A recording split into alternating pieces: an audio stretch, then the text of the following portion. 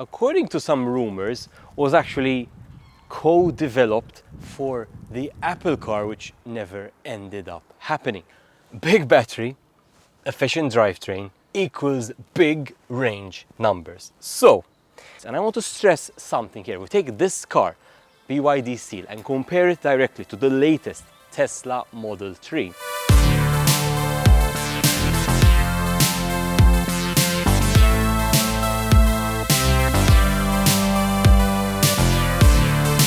So here's a question for you. What do you think is better? Being a car maker, buying your batteries to make electric cars, or being a battery maker and then figuring out how to make cars?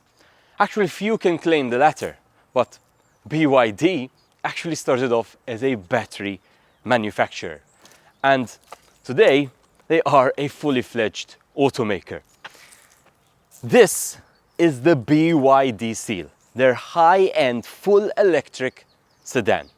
Now today, I won't be driving it. If you're interested in a driving video, my driving experience, check out the link below. I did learn a few interesting, different things there.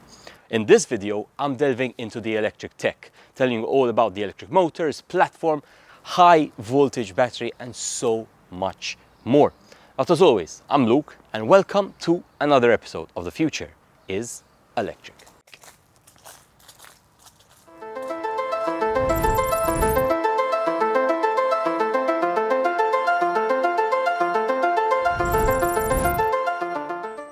So let's talk about the underlying platform. The Seal, like the BYD Atto 3, which we saw earlier on the channel, utilizes the e-platform 3.0. Now that platform has four main important pillars: that of safety, driving dynamics, improving the overall space utilization in the vehicle, and the torsional rigidity of the structure. That, of course, coming from the BYD blade battery at the bottom of the vehicle, which we'll talk about in detail in a second. Now, important note, here in Europe we have platform 3.0. In China, they actually have platform 3.0 Evo as of this year. The differences here are the fact that the Evo makes better use of the Chinese charging infrastructure, which, yes, is superior to what we have here in Europe. But for the sake of this video, we'll focus on platform 3.0. Now the Seal has two variants. You either get the standard rear wheel drive variant or the all-wheel drive dual motor variant, which adds a second electric motor to the front. Now, in the rear, we have BYD's proprietary 8-in-1 design. And we're about to test my memory here, because this design integrates the electric motor, inverter, on-board charger, transmission, DC to DC, vehicle control unit, power distribution system, and the battery management system. Whew!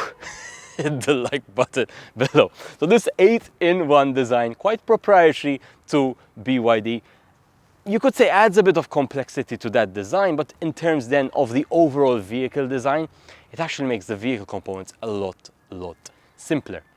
Now, front motor is an induction motor, so different from the permanent magnet synchronous motor we have at the back. This is standard across the industry. Whenever we had brands who have two motors, that front one tends to be an induction motor, which kicks in when you want that dose of power. And there's quite a lot of power to go around. I mean, this all-wheel drive variant, which they've given me today, 670 Newton meters of torque, accelerates the vehicle from a standstill to 100 kilometers per hour in just 3.8 seconds.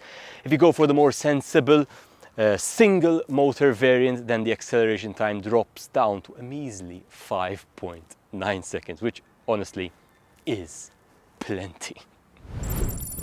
There's actually few automakers which can claim a design and manufacturing experience in batteries that's well over 2 decades at this point. BYD are probably one of the few. Now, as a side note, we have the BYD blade battery here, which, according to some rumors, was actually co-developed for the Apple car, which never ended up happening. But the technology of the battery is found in BYD's own cars. Now, the BYD blade battery is quite unique because it uses battery cells which are actually very large. They're around 1 meter in length each. And in the Atto 3, we saw 126 of those cells, while in the Seal here we have 172 of these battery cells. And the battery cells are actually strong enough that they add to the body's rigidity. So they offer a technology known as cell-to-body, where the battery cells offer the strength of the vehicle, which actually makes the vehicle a lot stronger than a traditional car. Now the battery pack itself here, 84 kilowatt hours, 82.5 are actually the usable amount. And while as a form factor, it is like the one we saw in the Atto 3, the voltage critically is different. So Atto 3 uses 400 volt cells. Seal uses an 800 volt battery. In fact, when you plug it into a 400 volt charging infrastructure, like we have here in Europe, the car actually uses the electric motors to up the voltage to then go in the battery. There's of course a lot of advantages with going to 800 volts. Of course, with that Evo platform, they're able to up the charging speed even more. Now, the battery pack itself, most critically, is LFP, lithium iron phosphate. That is the battery chemistry inside the design, which means there's no nickel and no cobalt inside this battery, which actually makes it heavier, but more importantly, charge cycles. This is how many times we can charge and discharge the battery and how long this battery is going to last. And critically, this has a higher charge cycle rate than traditional NCM batteries. Let's talk a bit about safety. That's an important factor with this BYD Blade battery, again, found right down here. Now the Blade battery survives what is known as the nail test. So this is when they take a charged battery cell, they pierce a nail right through it, and with a traditional battery, that ends in a bit of fireworks, right? But not in the BYD Blade battery, which survives the nail test. It's also a very strong design. In fact, there's a video where BYD take this car, they slide it, smash it into a pole, they flip it over, smash it again, right? They take the battery out of the car, they put the battery in another Seal, which is not destroyed, and that car works perfectly. Now, while I'm down here, it's worth talking about the battery cooling system as well. So, battery cells are cooled with a liquid cooling solution, but because this is 800 volts, that actually means the battery gets less hot compared to a 400 volt battery, which actually improves the thermal management features of this vehicle. So let me tell you probably one of the highlights of this car, which is the range. Big battery, efficient drivetrain equals big range numbers. So in the dual motor performance version, you can expect a WLTP range of 520 kilometers on a single charge.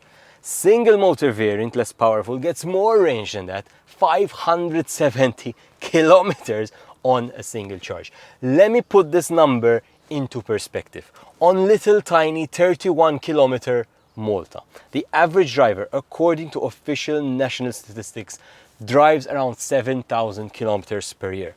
That means someone with this car has to deal with charging literally just once every single month. All right, let's discuss charging times. So this is a big battery.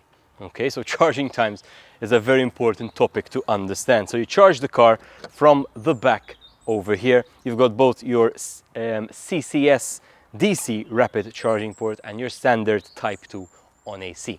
So on AC, if you're charging on single phase, say at 3.4 kilowatts power, it's going to take 26 hours to charge this car. If you're able, again on a single phase supply, to get a 7.4 kilowatt charger, that means of your 40 amp single phase supply, you're dedicating most of it to the car. If it's, say, a garage only and you have a supply for it, then you can do that. And in that case, charging time drops to 13 hours. The car does have an onboard 3-phase charger at 11 kilowatts, which means on an 11 kilowatt 3-phase supply, you charge the car in 9 hours. Now, If we opt for DC, rapid charging, and of course, GasanZammit right next to the BYD showroom have their own bank of rapid chargers. The car accepts 150 kilowatts of charge power, which charges this battery in around 38 minutes. And I want to stress something here. We take this car, BYD Seal, and compare it directly to the latest Tesla Model 3. The Tesla Model 3 charges at 250 kilowatts versus the 150 of this car. But you shouldn't take that at face value, because BYD do something very interesting because of their battery technology with what is known as the charge curve.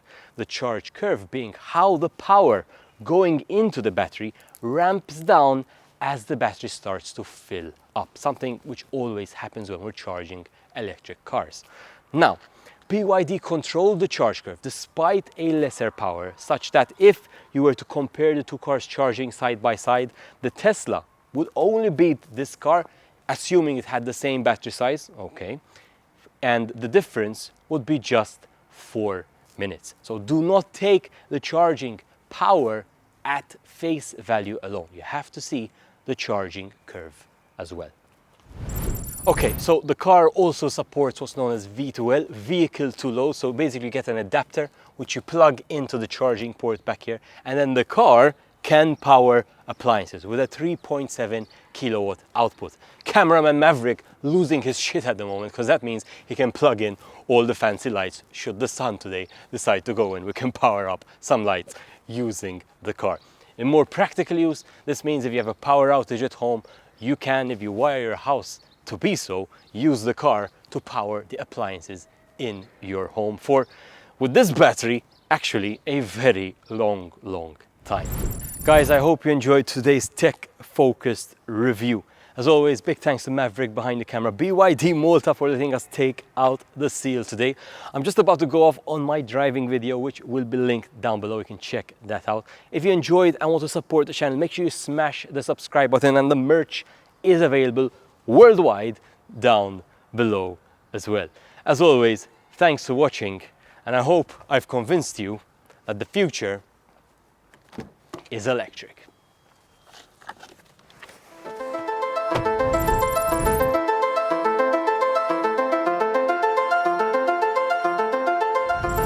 Hi guys, again, thanks so much for watching. If you're enjoying the content, make sure you hit the subscribe button over here.